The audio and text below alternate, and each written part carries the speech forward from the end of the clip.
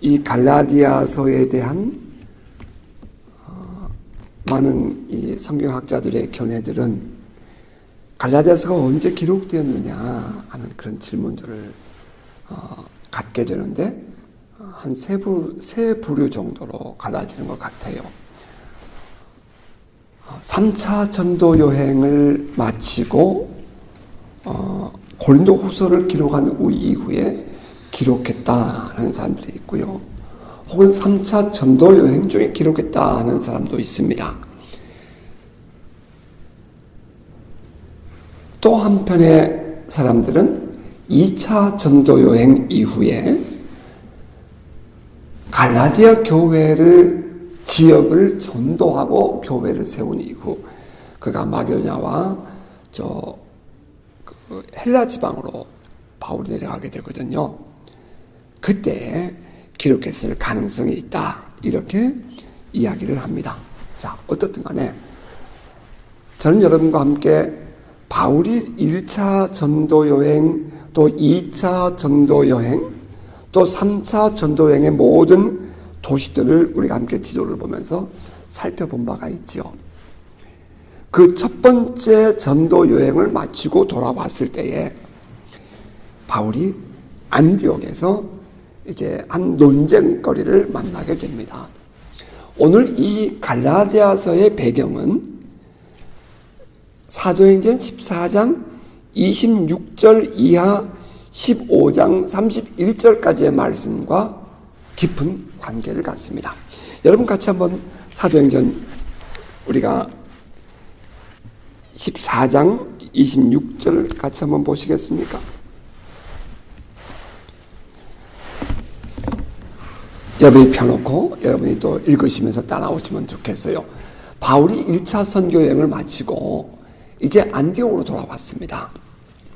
그래서 안디옥에 들어와서 그동안 이방인 땅에서 하나님이 행하신 일들을 간증을 하면서 매우 기뻐하고 감격해하는 시간을 갖습니다. 물론 그때에 바울이 하나님의 그 은혜를 간증했다고 할 때에 모든 가는 곳곳마다에서의 그 일들이 잘 되고 역사가 강했느냐 그것만은 아니었습니다.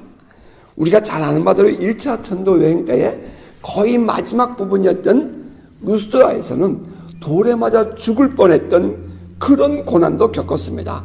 하지만 그런 아픔과 그런 고난들은 다 이제 은혜라는 그 단어 속에서 녹아내려져 버리고 바울은 안디옥에 들어와서 지난 1차 선교 여행 때에 겪었던 그 하나님의 은혜를 간증합니다. 그렇게 하고 그들과 함께 한동안 머물러 있었어요. 그랬더니 그 안디옥 교회에 유대 지방에서 내려온 그리스도인들이 신앙을 믿는 예수를 믿는 유대인들이 안디옥 교회에 와서 이렇게 말을 하는 거예요. 여러분, 할례를 받지 않으면 구원을 받을 수 없어요 라고 얘기를 했어요. 안디옥 교회에 와서. 이 안디옥 교회 안에는 북아프리카 지방에서 온 니게르라는 사람도 있었고요. 그러니까 북아프리카 지방에서 온 디아스포라와 또 크레테 섬이라든지 혹은 구레네 섬이라든지 구레네는 북아프리카죠. 이런 그 섬에서 온 사람도 있었고요. 또 수리아와 길리기아 여러 지방에서 모인 사람도 있었고요. 또 에돔 지방에서 온 그런 사람도 있었단 말이에요. 그러니까 다시 말하면 이 안디옥 교회는 여러 부류의 사람들이 함께 어울려 있는 곳이었거든요. 교통의 중심지였고요. 그러다 보니 그 안디옥 교회 안에 있는 사람들은 이방인들도 있었단 말이에요. 그런데 유대교에서 개종하고 예수를 믿은 그리스도인들이 이 교회를 방문하고는 여러분 할례 받았어요? 안 받았는데요? 할례 받지 않으면 구원받을 수가 없어요. 모세의 율법을 따라 살지 않으면 구원받을 수 없어요. 이렇게 얘기를 하는 거예요. 그런데 놀라운 것은 그렇게 말하는 그들의 모습을 보면 매우 거룩하게 살거든요. 그들의 모습은 매우 정결하게 살아요. 우리가 잘 아는 바대로 바리새인들이 입고 다녔던 이 옷에는 613개의 그 정결을 지키기 위한 규례를 그들이 달고 다니면서 그들은 모든 생활 속에서 누가 보아도 야, 저 사람들은 참 거룩해, 참 정직해, 참 도덕적이야, 윤리적이야, 누가 보아도 인정할 만한 삶을 살고 있었단 말이에요. 그러니까 그런 사람들이 예수를 믿고 교회 안에 들어오니까 많은 사람들이 말하기를 와, 저 사람들이야말로 신앙이 좋은 사람들이야 라고 생각을 하게 되는 거예요. 이제 그 사람들이 와서, 신앙이 좋게 보이는 그 사람들이 와서, 더군다나 과거의 유대교에서, 이 기독교의 뿌리가 유대교에서 오지 않습니까? 그 유대교에서 온 사람들이 그렇게 말을 하니까 안디옥 교회에 있는 성도들이 혼란이 오기 시작하는 겁니다. 그러자 바울과 바나바가 말도 안 되는 소리 하지 말아라. 말도 안 되는 소리 하지 말아라. 우리의 구원은 예수를 믿음으로 말미암아 얻는 것이지 율법을 행함으로 말미암아 얻는 것이 아니다. 그랬더니 이제 그들은 또 언제나 그렇죠. 그렇게 말하는 사람들 성경을 꼭 가져와서 얘기하니까 구약 성경을 들이내밀고 또 그들의 전통을 들이내밀면서 설득을 해야 되니까 안디옥 교회 안에 논쟁이 생기게 됩니다. 이 논쟁이 생기게 되지 이 안디옥 교회에서는 바나바와 바울을 예루살렘으로 보내게 돼요. 예루살렘의 결정을 듣겠다는 것입니다. 사도행전 15장에서는 바울이 바나바만 데리고 간 것처럼 되어 있는데 이 갈라디아서를 읽어보면 바울이 그때에 헬라 사람 디도를 데리고 갑니다. 갈라디아서 2장 1절 이하에 나온 얘기예요. 헬라 사람 디도를 데리고 가요. 그런데 바울이 의도적으로 이 헬라 사람 디도를 예루살렘에 데려가면서 할례를 하지 않고 데려갑니다. 그러면서 말하기를 저 유대교에서 온 저들이 할례를 주장하는 것에 대해서 나는 받아들일 수가 없다. 그러므로 내가 할례를 디도에게 행하지 않았다라고 그렇게 말을 했어요. 그리고 이제 이 세 사람이 예루살렘 교회를 방문했고요. 이러한 이야기를 이야기하니까 그 예루살렘 교회 안에 종교회의가 열리게 됩니다. 종교회의에서 이런 의제가 나왔을 때 베드로가 자리에서 딱 서서 이렇게 얘기하죠. 여러분 잘 아시잖아요. 내가 고넬료의 집에 갔을 때에 그 집에 내가 예수에 대해서 설명을 하니 성령이 임하게 되고 성령이 임하는 모습을 보는 순간 내 안에 물세례가 기억이 나서 내가 그들에게 세례를 주고 그들을 우리의 그리스도의 공동체로 받아들였습니다. 그때 함께 갔던 유대인들이 깜짝 놀랐지요. 아, 하나님께서 우리 유대인만이 아니라 이방인들도 구원하셨구나 라는 것을 우리 모두가 깨닫고 받아들였습니다. 우리가 그때 고넬료의 집에서 머물렀다 돌아왔을 때에 여러분들이 우리에게 반대했잖아요. 하지만 그때 우리가 보고하니 이 교회 여러분들이 모두가 다 하나님이 그렇게 하셨구나 라고 동의했던 것을 여러분 기억하지 않습니까? 라고 이야기를 해요. 그 얘기가 마쳐지자 이제 바울과 바나바가 1차 전도 여행의 이방 지역에서 다니면서 복음을 전했을 때에 성령이 그들과 함께 하시며 하나님의 역사가 일어나는 것을 그들에게 간증을 합니다.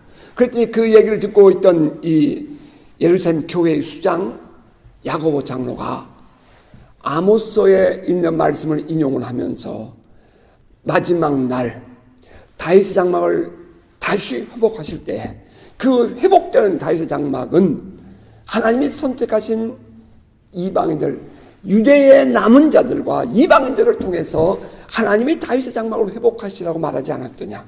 자, 그러므로 여러분, 우리가 우리 예수를 믿고 돌아오는 저들을 너무 괴롭게 하지 말자.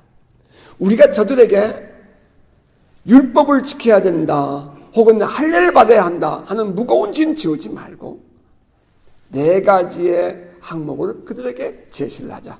하나는 우상의 제물을 먹지 말라. 둘째는 행음하지 말라. 셋째는 음식을 먹을 때 핏째 목매어 죽인 짐승을 먹지 말라. 마지막은 피를 먹지 말라. 요 4가지만을 기록하여 편지에 쓰고 우리가 이것을 보내도록 하자. 이렇게 야고보가 제안을 합니다. 그랬더니 그 예루살렘 교회는 그것을 인정을 했고 이제 바울과 바나바에게 이 네 가지의 내용을 기록한 서신을 주어서 안디옥으로 돌아가게 합니다. 안디옥 교회에 돌아가서 이러한 사실을 설명하고 안디옥 교회의 모든 교우들이 자유함을 얻게 됩니다. 이제 그곳에서 바울과 바나바가 갈라지고, 바나바는 자기의 고향인 저 섬지방으로, 구브로 섬지방으로 가게 되고, 바울은 실라를 데리고 수리아 지방과 길리기아 지방으로 올라가서 복음을 전하게 돼요. 그리고 그가 바울이 가는 곳마다 그 예루살렘 교회에서 주었던 편지, 그것을 나누어 주면서 이방인 교회들로 하여금 신앙 안에서의 참된 자유를 누리도록 허락을 해줍니다.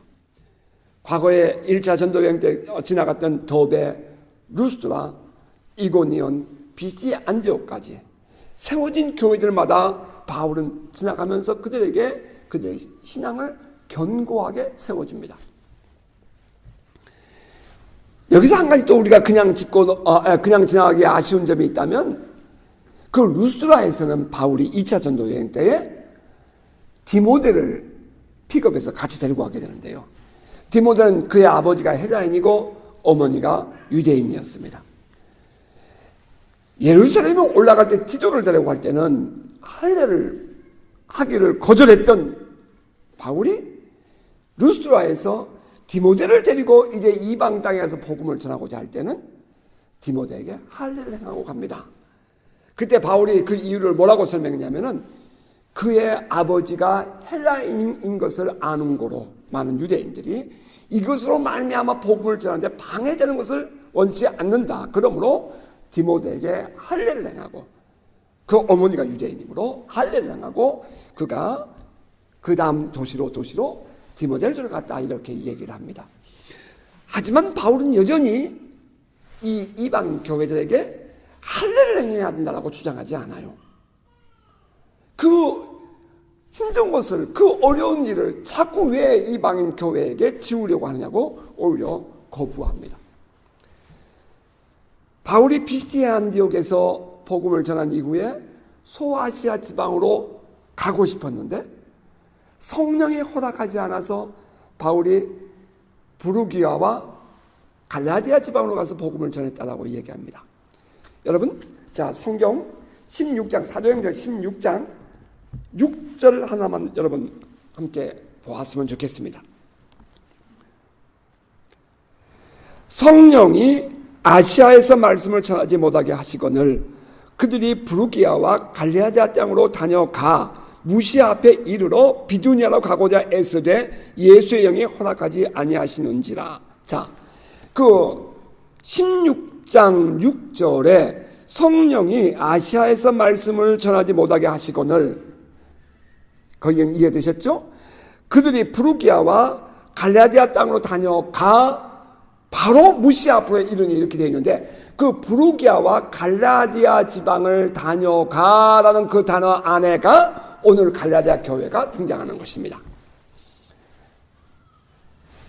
바울이 이 갈라디아 지방을 다니면서 복음을 전할 때마다 저는 확신하건대 예루살렘 교회에서 주었던 편지, 종교회에서 결정된 사항을 그들에게도 분명히 주었을 것이라고 확신합니다.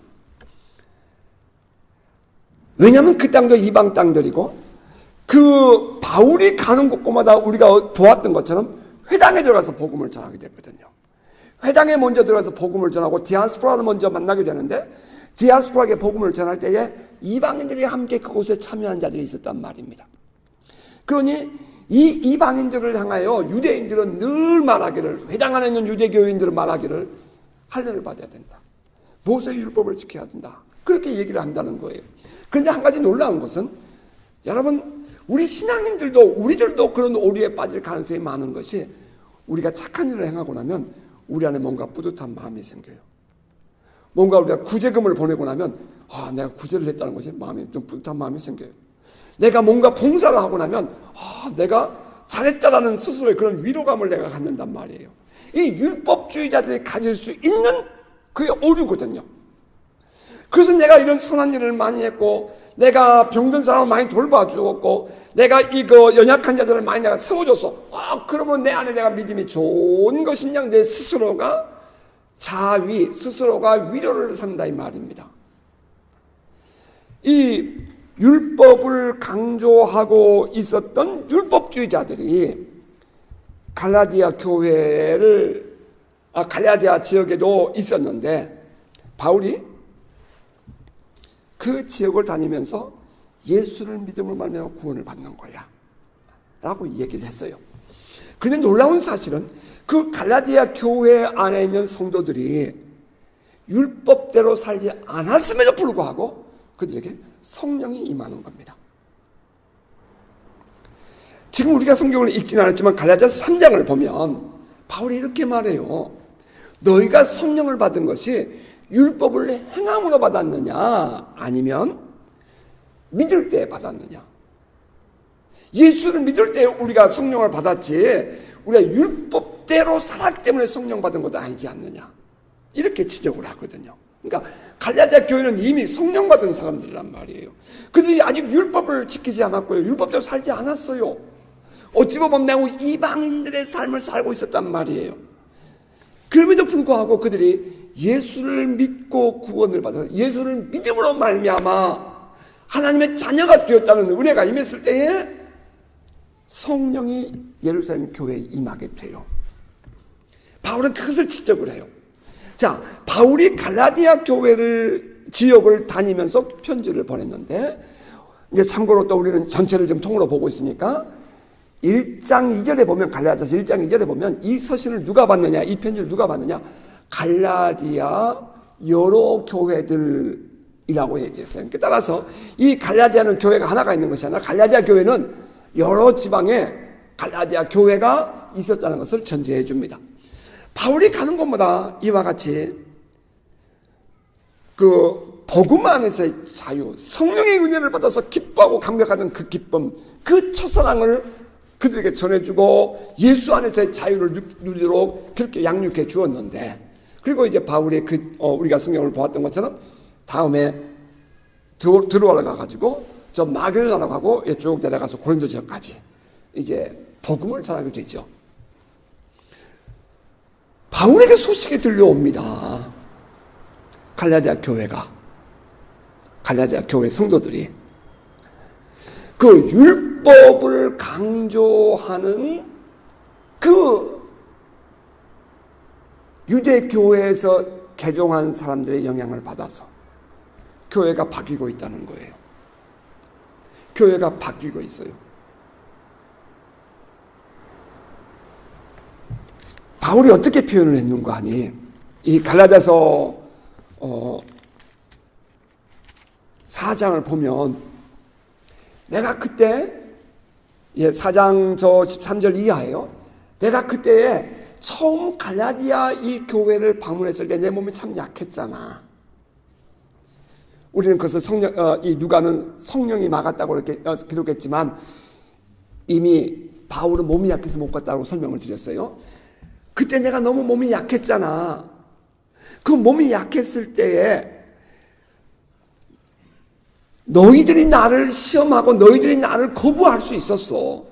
그 너희들이 내가 그렇게 약한 나를 거부하지 않고 너희들이 나를 받아주었던 것 내가 잘 인정해. 자, 여러분 갈라디아서 4장 13절을 여러분 같이 한번 보셔요. 내가 처음에 육체의 약함으로 말미암아 너희에게 복음을 전한 것을 너희가 아는 바라. 너희를 시험하는 것이 내 육체에 있으되 이것을 너희가 업신여기지도 아니하며 버리지도 아니하고 오직 나를 하나님의 천사와 같이 또는 그리스도 예수와 같이 영접하였도다. 너희의 복이 지금 어디에 있느냐? 내가 너희에게 증언하노니 너희가 할 수만 있었더라면 너희 눈이라도 빼어 나에게 주었으리라. 여러분 잠깐 저를 보세요. 바울이 처음에 갈라디아 지역에서 복음을 전할 때 갈라디아 교우들이 너무 행복해요. 그래서 천사를 맞이하는 것처럼 이 사람들이 바울을 막 영접했단 말이에요.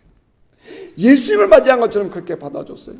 심지어는 그들이 이 바울을 위하여 자기의 눈이라도 빼줄 걸 정도, 그 정도로 그렇게 사랑하고 그렇게 좋은 관계를 가졌던데, 그랬던 갈라디아 교회와 바울이었단 말이에요. 그래서 바울은 온 마음으로 그 교회를 그렇게 정성을 다해서 정말 은혜 안에서 양육하고 떠났단 말이에요. 근데 그 바울이 어떻게 돼요? 그 교회가 어떻게 돼요?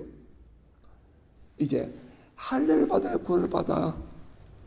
모세의 율법을 행해야 그래야 구원을 받을 수 있어. 이렇게 가르치는 사람들이 교회 안에 들어왔을 때에 성도들의 신앙이 그쪽으로 솔깃하게 기울어 간다는 얘기예요. 여러분 놀랍지 않아요? 여러분 놀랍지 않으시냐고요? 갈라디아 지방인들 유대교의 디아스포라가 없었겠어요? 그 소아시아 지방에 그 갈라디아 모두 다 포함해서 그 모든 지역에가 다 유대인 디아스포라가 흩어져 있고, 가는 곳마다 유대인들의 회당에 있었고, 바울은 그 유대인의 회당에 가서 거기를 중심으로 복음을 전하기 시작해서, 그래서 이방인들에게 예수가 전달되게 되는데, 그런데 바울이 갈라디아 지방에 들어가서 그 회당에 분명히 들어갔을 때, 이제 거기서 들어가서 유대인 디아스포라에게 예수는 그리스도라는 사실과 하나님의 나라가 임했다는 사실을 증거하고, 그 많은 사람들이 예수를 만나서 기뻐하고 감격하고, 그때 성령이 그들에게 임하게 되니까 그들이 엄청난 그 하나님의 은혜를 체험한단 말입니다.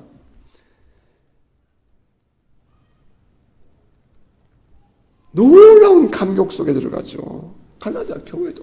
그런데 어떤 일이 생겨요? 바울이 떠나고 얼마 후에 그 안에 할례를 주장하고 율법을 주장하는 자들이 들어오니 교회가 멀어지기 시작한다는 거예요. 좀 쉽게 표현하면 이렇죠. 바울을 바라보는 눈빛이 바뀌는 거예요. 바울을 신뢰하고 바울이 가르쳤던 복음에 그들이 감격해하던 그 눈빛이 변해가는 거예요. 갈라디아 지역에 있는 교회들이 이제 하나님으로 말미암은 그 기쁨과 감격, 그 성령의 은혜로 말미암은 기쁨과 감격에서부터 그의 서서히 율법으로 기울기 시작하면서 교회가 서서히 차가워지기 시작하는 겁니다. 오늘날 교회로 얘기해보면 이렇게 말할 수 있겠죠. 성도들이 막 은혜 받아서 성령 받아서 막 기쁘고 즐겁고 막 할렐루야 아멘 합니다. 그런데 평소에도 인정할 만한 아주 참 좋은 신앙을 가졌다는 사람이 교회 안에 들어옵니다. 누가 봐도 그분의 신앙 참 좋은 분이에요. 참 거룩하게 살고요. 참 정직하게 살고요. 참 괜찮은 분이에요. 그런 분이 교회 안에 들어왔어요. 근데 가만히 보니 저 사람 밖에서 성령 받을 때 펄펄 뛰는데 밖에서 사는 모습을 보니 그렇지 않거든요. 그러니까 성도들에게 이렇게 말하는 거예요. 정직하게 살아야지. 저 사람 저렇게 성령 받았다고 펄펄 뛰고 정말 은혜 받았다고 펄펄 뛰는 거, 나 저 사람들처럼 예수 안 믿고 싶어. 저거 좀 웃기는 얘기야. 저 사람 구원받을 수 있겠나? 그럼 이제 사람들의 일반적인 마음은 과거의 생활에 길들여져 있고 도덕과 윤리에 길들여져 있던 사람들의 마음엔 그 말이 옳게 보인단 말입니다. 그래. 정말? 이제 서서히 귀가 열리기 시작하죠. 그쪽으로. 마음을 빼앗기기 시작하는 거예요. 은혜에 하나님께서 나를 사랑하셨다는 그 사랑으로 인해서 내가 감격하고 기뻐할 때는 그들의 연약함이, 그들의 부족함이 내 마음에 안쓰럽게 느껴지고 그들을 더 사랑하고 싶은 마음이 생겼는데, 이제 그런 말을 듣고 나면 똑같은 사람이 똑같이 이렇게 생각하는데도 불구하고 내 마음에 정죄감이 생기는 거예요. 내 마음에 비판하고 그들을 향해 손가락질할 마음이 생기는 거예요. 그러다 보니까 예수 믿다가 저는 탈선했다고 얘기하고 싶은데, 그런 사람들은 교회 안에 뭐가 어떻고 비판하고 정죄하는 말들을 SNS에 올리고 막 그렇게 말한단 말이에요. 그러면서 그들이 성령 받았다고 귀신 받은 거지, 이게 무슨 성령 받은 거지 하고 독설을 퍼붓습니다. 여러분 그런 얘기 못 들어보셨어요? 우리는 그때 그 모습을 보면서 무엇이 생각이 나야 돼요? 이 갈라디아 교회의 모습이 생각이 나는 거예요.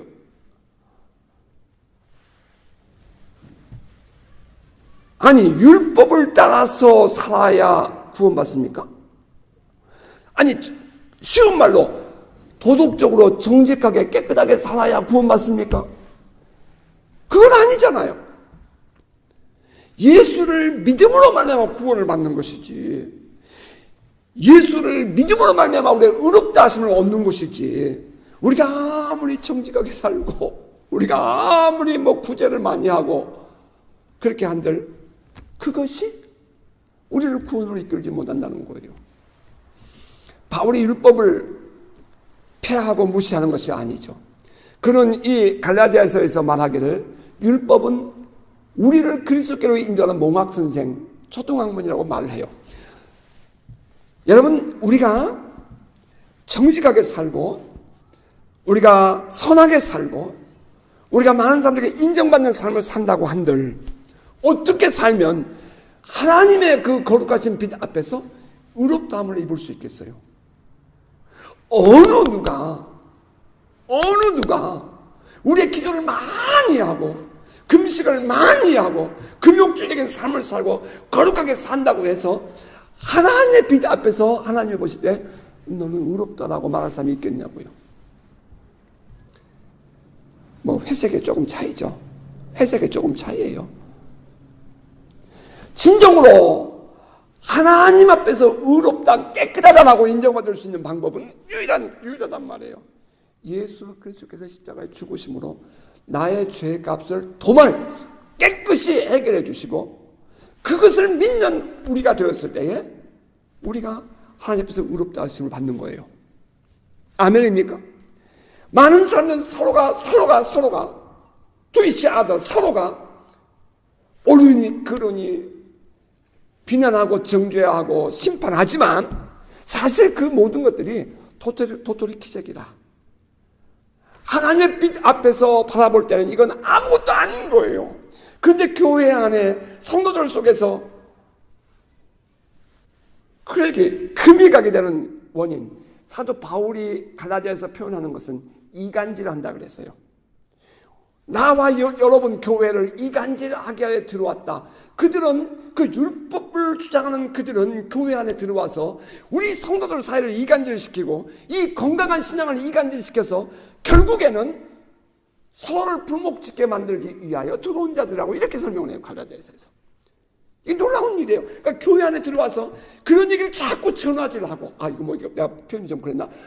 서로 자꾸 말을 해서 그 교회 안에 연약한 자들 혹은 부족한 자들, 부도덕한 자들에 대하여 자꾸 정적을 비판하고 이유를 만들어가는 사람들의 뒤에 감추어진 의도가 뭐냐?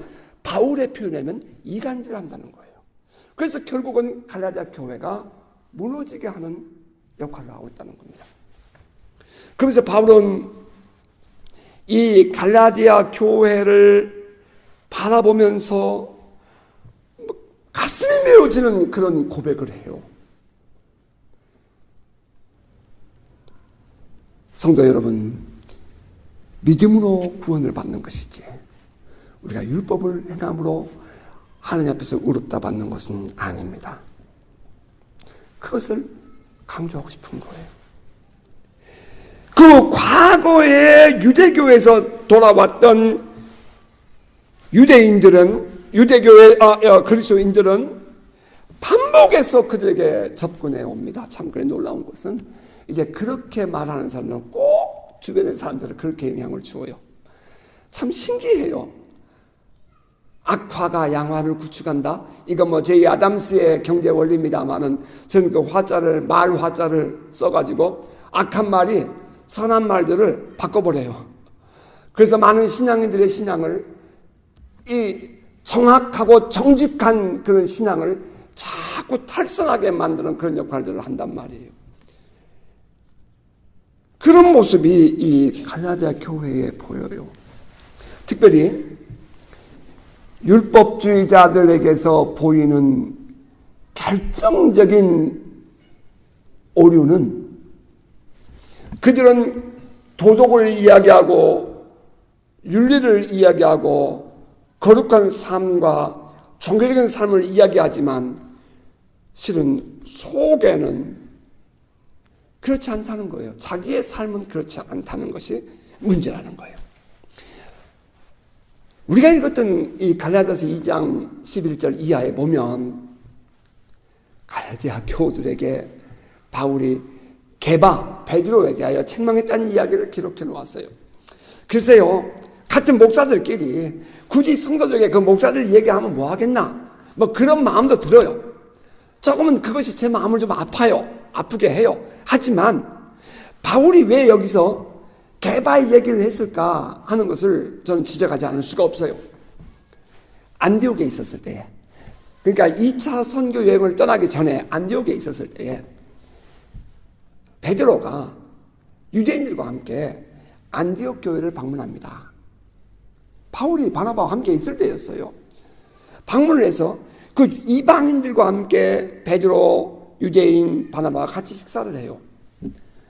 근데 식사를 하고 있는데 저 예루살렘에서 야고보 장로가 보낸 이 또 다른 유대인들이 내려와요. 그러니까 그런 사신들이 온다는 이야기를 듣고 이방인들과 같이 밥을 먹고 있던 베드로가 벌떡 일어나더니 자기는 거기 자리에 같이 있지 않았던 것처럼 시침을 뚝 떼고 자리를 피해버리는 거예요. 주변에 있던 또 다른 유대인들이 가만히 보니 베드로가 그렇게 하니까 자기들도 같이 이방인들과 밥을 먹고 있었는데 이건 부끄러운 일이잖아요. 유대인들은 이방인과 같이 밥을 먹는 것을 이것은 아주 수치스러운 욕으로 생각하니까요. 그러니까 유대인들이 같이 자리에서 일어서서 자리를 떠나버리는 거예요. 근데 그 자리에 그 이방 지역을 전도 다녔던 바나바도 이방인들과 밥을 먹다가 딱 시침을 떼고 자리를 떠나버리는 거죠. 저는 아마도 이 부분도 바울이 2차 선교 여행을 바나바와 헤어지게 되는 이유 중에 하나일 수 있었겠다라고 저는 지적하고 싶어요. 도대체가 마음을 같이 할 수가 없는 사람이란 말이에요. 그러니까 바울이 바나바도 그렇게 했어. 내가 사람들이 모인 자리에서 내가 게바에게 이렇게 말을 했어요. 바울의 얘기예요. 당신이 유대인으로서의 지위도 지키지 못하면서 어떻게 이방인들에게 유대의 무거운 짐을 지라고 요구하느냐? 그럴 수는 없다. 그런데 거기에 지나칠 수 없는 단어가 나와요. 외식이라는 단어요. 외식. 연극하는 사람들이요, 자기의 마음과 생활은 전혀 아닌데 연극할 때는 전혀 다른 극 속에 몰입하잖아요. 그런데 놀라운 것은 우리 신앙인들이 그런 예가 참 많아요. 정말 자기 안에는 그렇지 않아요. 정말 내 중심은 사과 껍데기와 속이 다른 것처럼 내 중심엔 변화가 안 일어났어요. 성령의 역사가 아니라고요. 그런데 겉모습은 누가 봐도 종교적이에요. 누가 봐도 신앙생활 잘하는 사람인 거예요. 그들은 뭐라 그래요? 우리 외식한다고 한 거예요. 유대인들이 같이 밥을 먹다가 베드로가 일어나는 모습을 보면서 외식하며 그들이 일어났다라고 말해요. 그러니까 겉으로는 안 척하면서 속으로는 또 은근히 그걸 즐기고 있다 이 말이에요. 많은 우리 오늘날의 교회 많은 성도들의 모습을 보세요. 그들이 교회를 향하여 돌을 던지고 신앙인들을 향하여 돌을 던지고 기도하는 사람들을 향해서 돌을 던지고 별수록 많은 얘기들 성령의 사람들을 향해서 돌을 던질 때에 보잔 말이에요. 그 속에 무엇이 들어있는지. 외식이죠. 외식. 율법주의자들에게서 보이는 전형적인 그런 모습일 것입니다. 바울이 지금 그것을 지적을 해요. 그러면서 하는 얘기가, 바울이 이 갈라디아 교회에게 말하고 싶은 것이 뭐예요? 결론은 율법의 행위로 우리는 하나님 앞에서 의롭다함을 받을 사람이 아무도 없어. 여러분 어떻게 생각하세요? 그래도 우리가 율법을 지켜야 합니까? 아니요. 꼭 우리가 율법이라 그러면 여러분 꼭 이 구약적인 그런 율법만을 의미하지 말고요. 오늘날 우리의 삶을 돌아보자는 거예요. 오늘날 우리들이 도덕적이고 윤리적인 삶을 살지 못하면 구원을 받지 못합니까?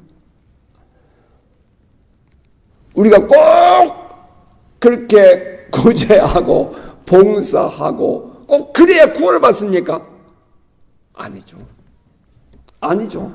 우리의 구원은 예수 그리스도 안에서 완전합니다. 충분합니다. 예수를 믿음으로 말미암아 우리는 구원을 받는 것이고 그 다음에 구원받은 사람으로서 우리가 정결하게 사는 것입니다. 우리가 구원받은 사람이기 때문에 거룩하게 사는 것입니다.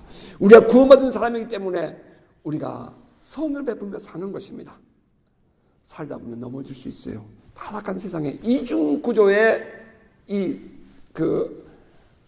하나님의 나라와 사단의 나라가 공존하고 있는 이 이중 구조 속에서 살고 있기 때문에 수없이 이 세상 사람들은 이 사단의 영향력을 받고 있고 육신을 입고 있는 우리는 넘어질 수 있다는 전제를 우리가 인정할 때에 예수 그리스도의 구원의 능력은 어제나 오늘나 영원토록 동일하므로 내가 최선을 다하다가 어느 날 넘어졌다고 그 사람이 버림받은 것이 아니라 이제 그 사람도 다시 그리스도께 돌아올 수 있는 기회가 주어지는 것이고 그로 말미암아 우린 다시 하나님의 사람으로서의 의롭다 하심을 받는 주의 백성이 될 수 있다는 것을 우리는 다시 한번 확인하고자 하는 것입니다. 그렇게 볼 때에 넘어졌어요. 때로는 정말 우리가 생각할 때 상상할 수가 없어요. 저 사람이 저런 죄를 지나간 말도 안 돼. 성령의 사람이라는 사람이 어떻게 그럴 수가 있나. 우리 많은 언론에서 보죠. 어떻게 그럴 수 있나. 육신을 입는 동안에는 넘어질 수 있다는 거예요. 요한일서 1장 9절에서 우리가 만일 우리의 죄를 자백하면 저는 미쁘시고 울어서 우리 죄를 사하시며 우리를 모든 불에서 깨끗게 하실 것이요 라고 얘기했는데 우리가 우리 죄를 자백하면 이라는 그 단어가 현재형이에요. 헬라예요.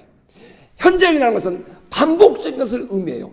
언제든지 우리가 죄를 고백하기만 하면 주님은 우리의 십자가의 단번에 죽으심으로 우리의 모든 죄값을 도말하셨으므로 우리가 죄사함받고 다시 회복되고 또 우리는 다시 또 주님께 가까이 나아가는 성장해가는 여전히 성장해가는 여전히 justify 여전히 의로운 삶을 향하여 나아가는 사람이 될 수 있다는 겁니다.